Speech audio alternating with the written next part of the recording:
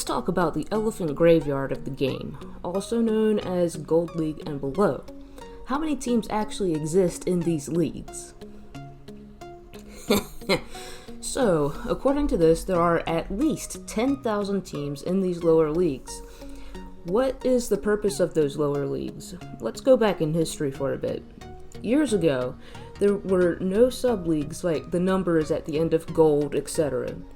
It even used to be that until teams got to Sapphire, your league stayed the same group of 25 teams unless a team won or lost wars enough to bump themselves up to the next tier.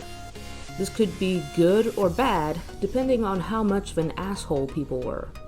Sapphire was the tier that rotated specifically because there were so many teams that had warred to the point that their rating, which is now a pointless number, determined that they'd earned their way to Sapphire.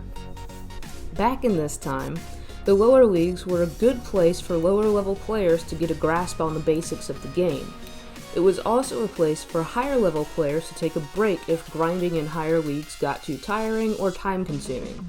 All of these are good points. It even didn't deter these points when PG added the sub-leagues, which was actually a good move even though I complained about it back in the day. To be honest, there are still some aspects of it that I miss. But then the great differentiator made an appearance: Atlas. The love of higher leagues lies in the absolute bane of their existence. Melodramatic? Maybe. Once Atlas became a factor and people saw how much of a difference it would make in their personal game, it more often became a selling point to have Atlas rather than not. It became a major recruiting point for teams. Since then, PG released Atlas to all Platinum teams and above, creating slightly more even playing field in those leagues and up as far as recruiting goes. However, most new players, at least after getting a handle on some of the basics, begin to set their eyes on teams with Atlas. This led to a bigger demand for Atlas teams, causing a recruiting drought in the lower leagues. So, what do these lower leagues look like? Let's take a look inside Gold League first. Scrolling through the generic Gold League search, there's a huge difference in just Gold Leagues. Some are 40 to 50 members, some only have one person in them. Let's take a look at where the 40 to 50 member teams are in Gold League. This German team is kicking it in Gold 1. This French team has 3 members and is in Gold 5. That seems reasonable, right? Nobody playing there, so lowest Gold League for them. But then we go to 1200 CC with only one person, which is an entire set of Gold League higher in Gold 4. Of course, this team could have disbanded later than the previous team, so this could be completely natural, but there's no denying the fact that it's a dead team. What about a team that is only half full like this Fire Starter team? Looking at team activity, I'm not sure I would call them active, but they are managing to hold their own in Gold 2. It seems like most of the teams more than half full are swinging it in Gold 1 or close to it, but there also seems like there are many teams in Gold 2 that are low activity and hurting for numbers. It also goes to show that if there are this many inactive teams in Gold 2, lower Gold is going to be almost a wasteland. Speaking just from the alt that I have sitting in a lower Gold league, I can look back and see about 3 days worth of chat in league chat without scrolling all the way to the top, and it's usually the same 3 people doing the talking. While we're doing it, we may as well look at Silver. From scrolling through, it looks like we will be lucky to find a team that even has 10 people in it. Make that lucky to find a team that has more than 5.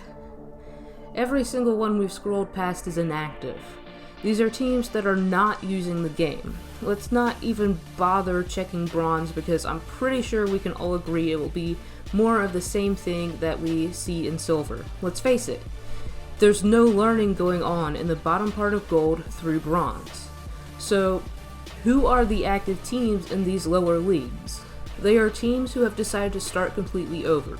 They have a set goal in mind and a large group of people. Most notably would be the newly reformed Lethal Descent in Bronze 4 now.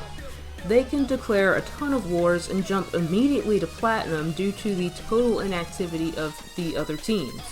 They wouldn't even have to actually hit anyone in wars and just automatically win because of having more breathing people than the other team. I'm not speaking down about them in the least bit. They will do what they have to do in order to get back to a league where they actually belong. I'm criticizing the league itself. As a matter of fact, a lot of times people who try to be active in these lower leagues report being unable to hit some of these teams because the only bases on them are inactive and unable to be hit.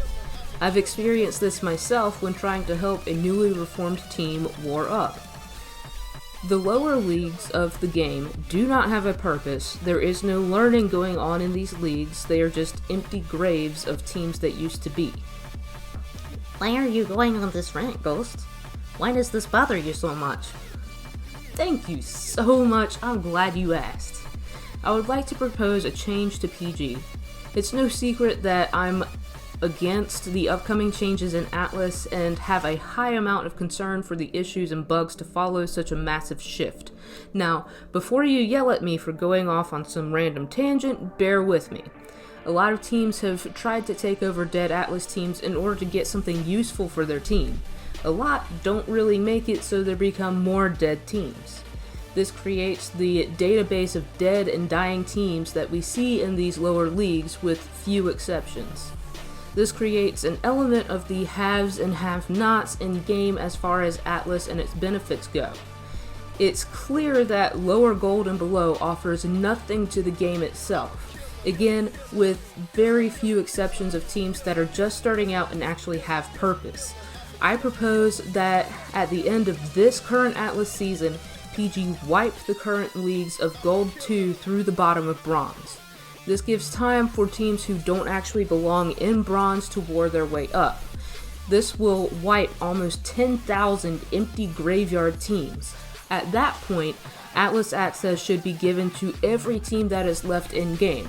No longer have the issue of haves and have-nots where that is, and any new team that starts gets Atlas access. The previous arguments to Atlas for All have been that there are too many teams and it will overload the system. If we wipe the teams that are inactive from the map of the game itself, there are 400 spaces in Gold 1 for current Gold 1 teams and any potential new teams. I believe there's enough deterrent in starting off as a brand new team in Atlas and not having castles that Gold 1 wouldn't be overrun with brand new teams other than those who just really want to be pirates, which, hey, with the current changes in place, there is merit to that. But 400 spaces in Atlas versus 10,000 is a huge difference. If you really want to include a space for the brand new teams, fine, add Gold 2 into it, but there really doesn't need to be anything else below Gold 2 at the most. But suddenly we're looking at a small splash of Atlas editions instead of a herd of elephants. Hopefully this wouldn't overload the system and it would go a great length into making the game a more unified playing experience for the whole player base. What are your thoughts? Comment below, send me stuff, y'all know how to get in touch with me, and no, I will not tell you what grade I'm in.